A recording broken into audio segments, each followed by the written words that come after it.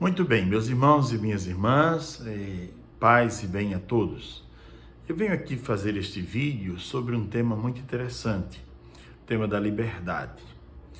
Esse vídeo vai tornar-se parte de uma série de 3 ou 4 vídeos que eu vou intitular Palavras que Valem Ouro. Por que existem palavras que valem ouro?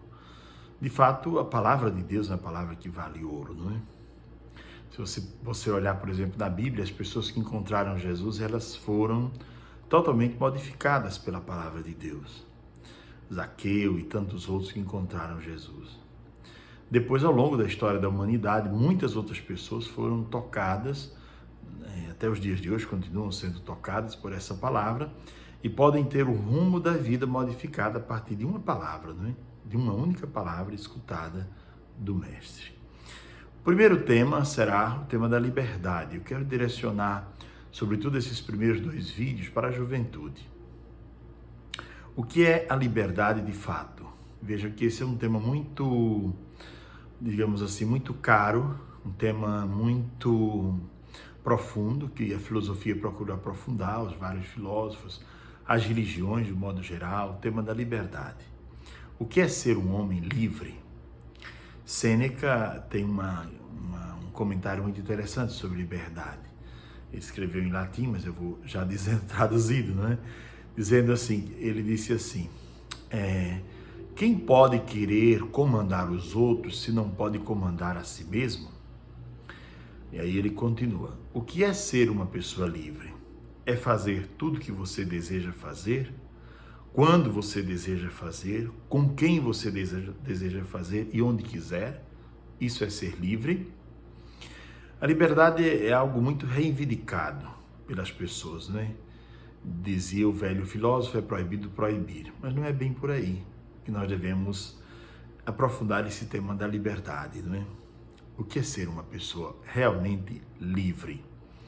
Os jovens hoje querem ser livres muito cedo, né? E muitos jovens, ainda em idade muito pouca, reivindicam para si independência, né? Eu quero ser uma pessoa independente, eu quero sair a hora que eu quiser, eu quero chegar a hora que eu quiser, eu quero sair com as pessoas que eu quiser, eu quero fazer o que eu tiver vontade, eu não quero que ninguém me impeça, eu não quero ser tratado como uma criança, eu quero ter meu dinheiro, uma mesada para gastar do jeito que eu quiser, eu quero ter liberdade. Se não me der liberdade, eu vou embora dessa casa. Então, o tema da liberdade é um tema muito distorcido, porque ser livre, segundo Sêneca, não é essas coisas aqui. Ser livre é algo muito mais profundo. Tem um certo monge da igreja dos primeiros séculos, que te fala de 8 nações que estão dispostas a escravizar o homem. E este monge fala dos chamados 8 pecados da alma, ou vícios, doenças da alma que podem escravizar o homem e tirar a liberdade do homem, que são a soberba, o orgulho, né? A avareza, outra nação que aprisiona o homem, a luxúria, a ira, a gula, a inveja e a preguiça. Por último, ele coloca um outro que seria a tristeza, não é? Mas todos esses aqui, todas essas são nações que podem aprisionar a alma da pessoa, pode aprisionar e tornar a pessoa doente, né? Pode tirar a sua liberdade. Se você está tomado por qualquer uma dessas forças aqui, você está sem liberdade. O homem irado não tem liberdade, ele age conforme a ira. Do mesmo jeito, o invejoso, o homem que está vivendo um momento de luxúria, às vezes deixa a esposa em casa para buscar uma outra que é mais jovem, ou isto ou aquilo, né? Então, isso tolhe a liberdade da pessoa. Nós fomos criados para a liberdade, diz o apóstolo Paulo. É para a liberdade que Cristo nos libertou, para sermos livres, né? E não devemos mais cair na escravidão. E aqui eu volto ao Antigo Testamento, depois de ter comentado essas palavras de Evagrio Pontico, volto ao Antigo Testamento para mostrar que o povo saiu do Egito livre, mas não tinha coração de gente livre, nem cabeça de gente livre. Por isso que Moisés passou 40 anos com aquele povo dentro do deserto. Um percurso que podia ter sido feito em meses, mas ele passou 40 anos. E não foi por outra razão, foi para que aquele povo se acostumasse a ser livre. Veja que aquele povo saiu com uma mentalidade de escravidão tão grande, que eles trouxeram os seus pertences de lá do Egito, alguns trouxeram dinheiro, trouxeram bens, outros trouxeram ouro, prata, ouro, tudo isso. E no caminho rumo à liberdade, ele não sabia o que fazer com o ouro. Veja que o ouro, assim como muitas outras coisas, é muito neutro. Você pega e você faz o que você quiser, não é? É como também uma moto. A moto é um bem utilitário. Você pega uma moto para ir fazer um trabalho em qualquer lugar, para o seu serviço e tal. Pega um carro para usar do modo que lhe convém. Mas todas essas coisas também podem ser mal usadas. A liberdade mal administrada, ela pode destruir a vida da pessoa. E aí o que acontece? Esses irmãos que estão sendo libertos do Egito, eles saem e do ouro que eles tinham, ao invés de guardar para conquistar, né, uma vida nova, para poder se refazer no lugar onde iriam chegar, eles juntam ouro, e é tanto ouro que eles conseguem fazer um bezerro de ouro. Vejam vocês, fazem um bezerro de ouro. E quando Moisés estava rezando lá em cima para pegar as tábuas da lei e desce, Moisés fica furioso. Diz: olha mesmo, vocês se tornaram livres, mas a cabeça é de gente escrava e o coração é de gente escrava. Olhando esses vícios aqui, né, capitais, que Evagrio fala, né? Por exemplo, uma pessoa que é diagnosticada com uma doença e o médico diz: você não pode beber, e ela continua bebendo. O que é isso? Escravidão, é alguém que não é livre, não conseguiu se libertar. Tá certo que o alcoolismo hoje é considerado uma doença, né? Mas os outros vícios todos, de um modo geral, né, escravizam a pessoa. Na verdade, portanto, essas coisas são neutras, mas elas podem se tornar objeto de idolatria e de destruição da própria pessoa. Você pega uma faca serve para quê? Serve para cortar carne, serve para cortar pão, serve para isso tudo. Mas a faca pode ser utilizada para matar alguém. É o uso da liberdade indevida. E é o uso das coisas que Deus lhe deu capacidade de criar para fazer o que não devia ser feito. Eu posso pegar uma moto e ir para o meu trabalho, eu posso ir para um lugar beber e depois sair para algum lugar correndo muito, depois acontecer algum problema, né? Sem julgar ninguém, mas dizer que a vida é feita assim de escolhas, não é? Por isso que eu queria dizer uma coisa importante aqui no meio de tudo isso, né? Que a liberdade, para ser bem administrada, ela exige duas coisas: exige sabedoria e exige maturidade. Não é possível administrar bem a liberdade sem sabedoria e sem maturidade. E vejam que nós adultos também, nós de vez em quando erramos na administração da nossa liberdade. Nem sempre nós sabemos fazer bom uso da nossa liberdade. Às vezes nós erramos, e erramos feio. Não são só os jovens ou os adolescentes, nós erramos também. Nem sempre nós temos sabedoria para fazer escolhas.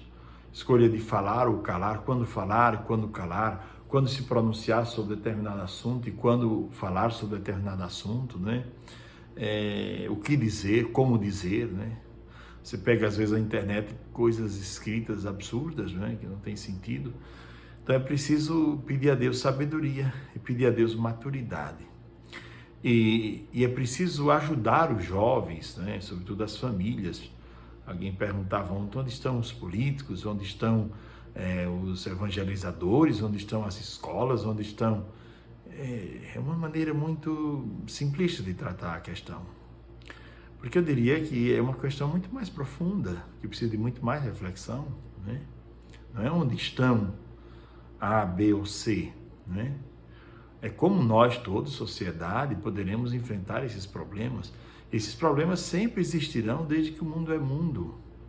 Porque a questão é muito outra, é muito mais profunda. É muito mais profunda do que tratar-se assim por fora, externamente. Não é assim. Eu trataria de um outro modo e vou aqui procurar fazer algumas reflexões nesse sentido. Nesses 4 vídeos, nessa série que eu vou fazer aqui, Palavras que Valem Ouro, eu quero tratar sobre isso. Pois bem, então a liberdade verdadeira. Qual é a liberdade verdadeira? Eu quero concluir esse vídeo, para não ficar longo, com algumas palavras de Dostoiévski. Dostoiévski dizia o seguinte, que alguns se acomodam a viver como se fossem escravos a vida inteira. Escravos de alguma situação, de alguma pessoa.